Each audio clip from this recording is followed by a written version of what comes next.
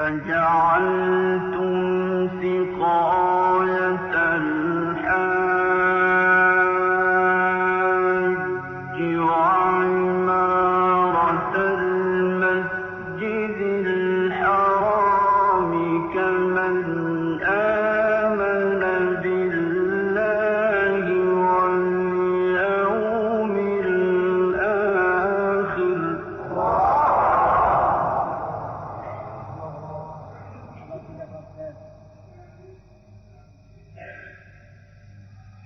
كمن آمن بالله واليوم الآخر وجاهد في سبيل الله لا يستوون عند الله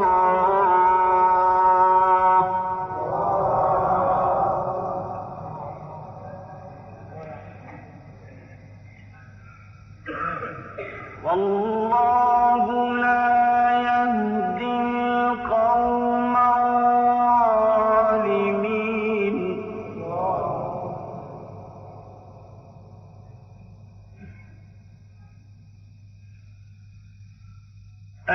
أجعلتم سقاية الحاج وعمارة المسجد الحرام كمن آمن بالله واليوم الآخر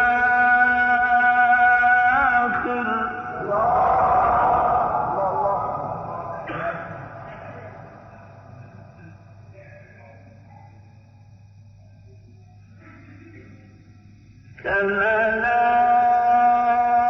آمن بالله واليوم الآخر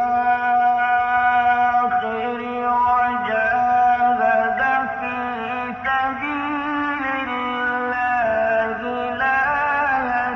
يستوون عند الله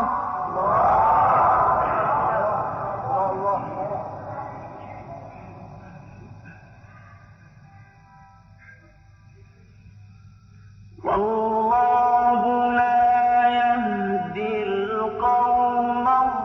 الظالمين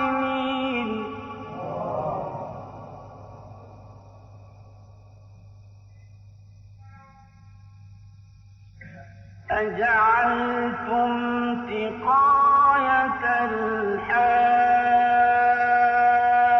الحاج وعمارة المسجد الحرام كمن آمن بالله واليوم الآخر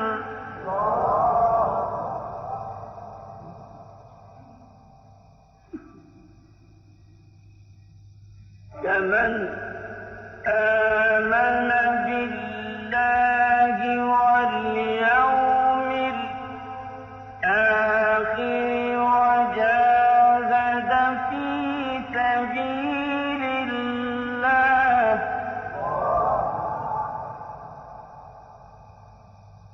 وجاهد في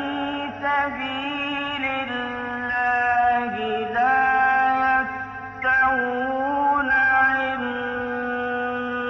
الله والله لا يهدي القوم